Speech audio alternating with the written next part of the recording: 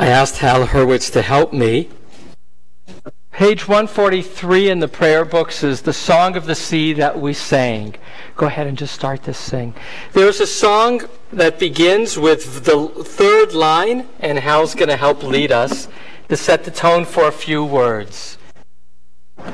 Ozi v'zimrat ya Vayehi li lishua Ozi v'zimrat ya Vayehi li lishua Ozi v'zimrat ya Vayehi li lishua Ozi v'zimrat ya Vayehi li lishua. I'm going to do it at the end also.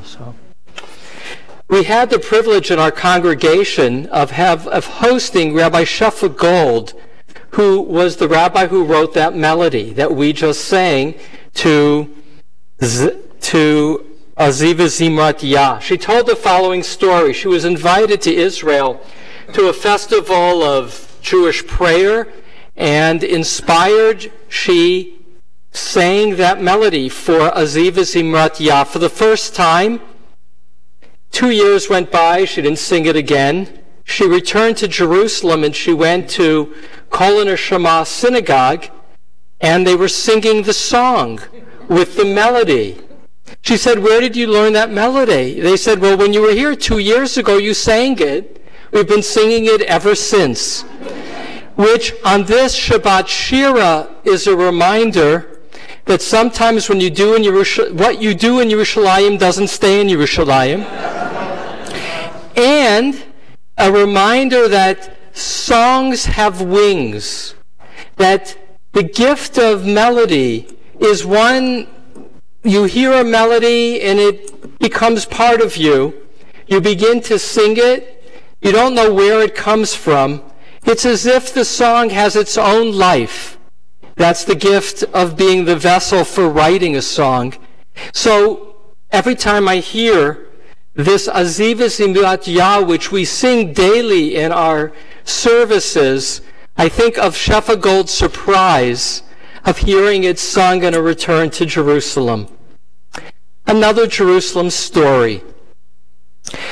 When I was on sabbatical in Jerusalem, I had a beloved teacher, Rabbi Professor Zev Falk. He was a law professor. A remarkable man. He was born in Germany, came to Israel as a young boy in the 30s, and was deeply, deeply learned and very much of one, German origins, which means he was very disciplined, which helped him be very learned and a great law professor. But he was also very curious about the world. Truly an inspiration. A man who began to write prayers in his 50s only that are now part of our machzor that we use at high holidays. There are some Zev Falk prayers that I always make a point to read, particularly one on Kol Nidre.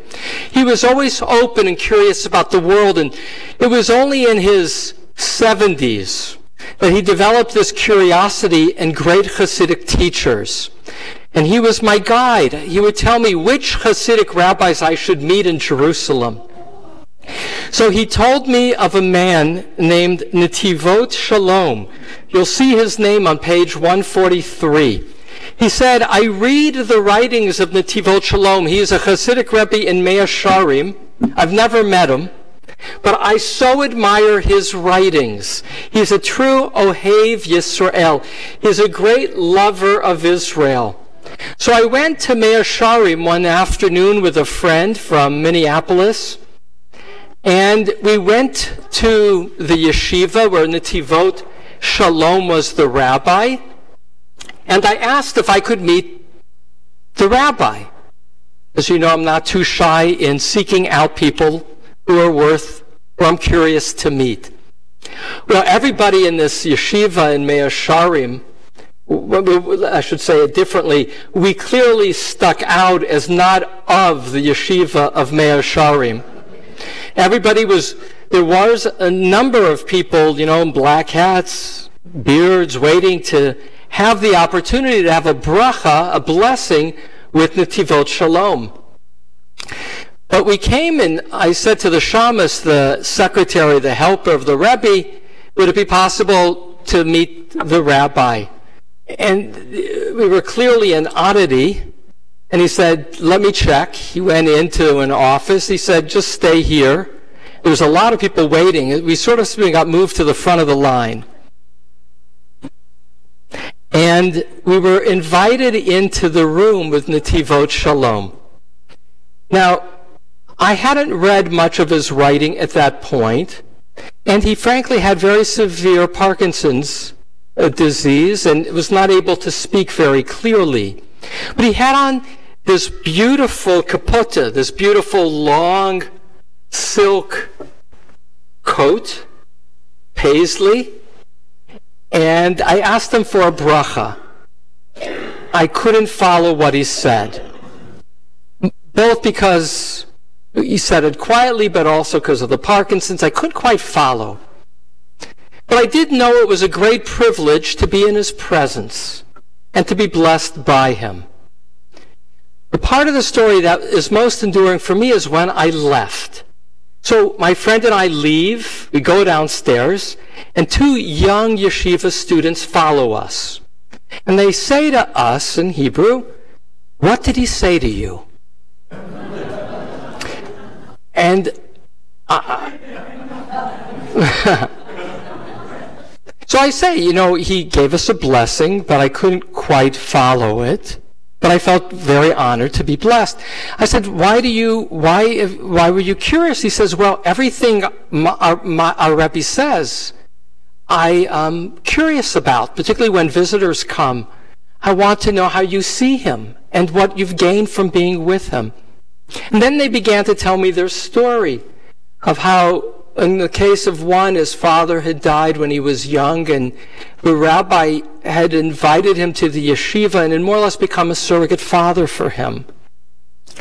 And the thing that I most remember is they said to me, of course I interviewed them, and the young man, who was probably 17, 18, he said, a lot of people from the outside, they think that Shabbos, keeping the Sabbath, is like being imprisoned. They think with all the rules of the Sabbath, you're so constrained that how could you enjoy it? But they don't know Shabbos. They don't know that from the inside, Shabbos is Shabbos. Shabbos is holy time in which you're protected. Shabbos is time, because of the rules, that you're free. He says a lot of people, they wonder how somebody could be a chassid, how somebody could have a Rebbe. I won't get married without the permission of the Rebbe. People wonder how I could be so bound. But for me, it's like Shabbos. My Rebbe gives me a freedom that I would not have otherwise.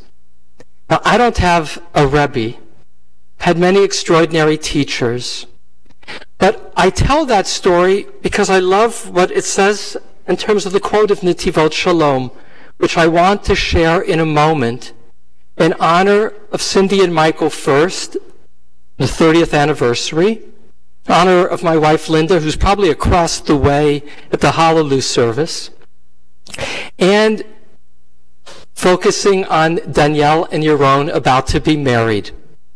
There are a lot of people who from the outside, I know some, who never get married. They say, why should I get married? It's so much restriction. I won't have choices. It's not so easy. I've seen people get divorced. Why should I join that institution? And yet our rabbis teach that we're defined by our commitments. We're defined and freed in many ways by the choices we make. But it's precisely by choosing to be in a committed relationship that we're privileged to go deeper, both in terms of who we are, but also in what life has to offer as an unfolding. I read yesterday a sermon by my beloved teacher, Jack Reamer, in reference to a wedding. And he said that the blessing to give to a chatan and kala, to a bride and groom, is may your simcha be a simcha. May your celebration indeed be a time in which you feel rejoicing. And so may that be your blessing, Danielle and Yaron. May your simcha be a simcha. May you on the day of your wedding indeed feel rejoicing, and may it ripple forward into the confines and sanctity of marriage, Kiddushin. In that regard, Shabbat Shira, this day, is a day of celebration in which song becomes the way in which people marked their freedom. The rabbis say there were so many miracles. Why did they only sing when they crossed the Sea of Reeds? Az Yashir Moshe Uvanei Yisrael. Then, and they circled the word then, Moses and the people sang. Why then?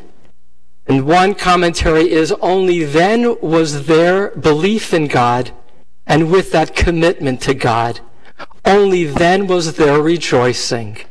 And so now the words of Netivot Shalom on page 143. I will sing. Sometimes we sing to ourselves. No one else hears the sound, yet our minds are singing. Sometimes we sing our vocal cords voice a tune, and all can hear it and recognize it. And sometimes we sing, and every cell of our bodies contains the song. Such songs transform both the singer and the listener. That is the way that the people of Israel sang as they were saved in crossing the sea. Line 3, page 143.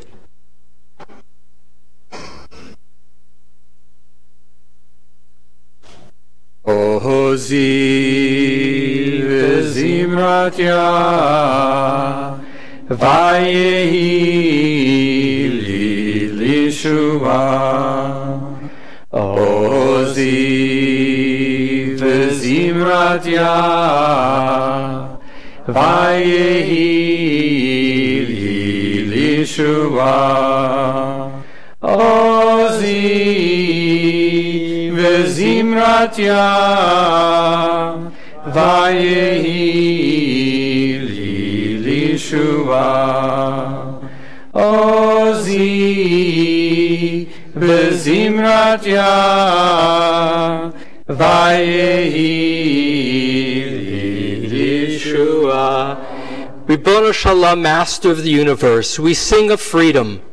We sing joining Hetty's chorus, appreciating that freedom is a gift that comes with faith, that comes with fortitude.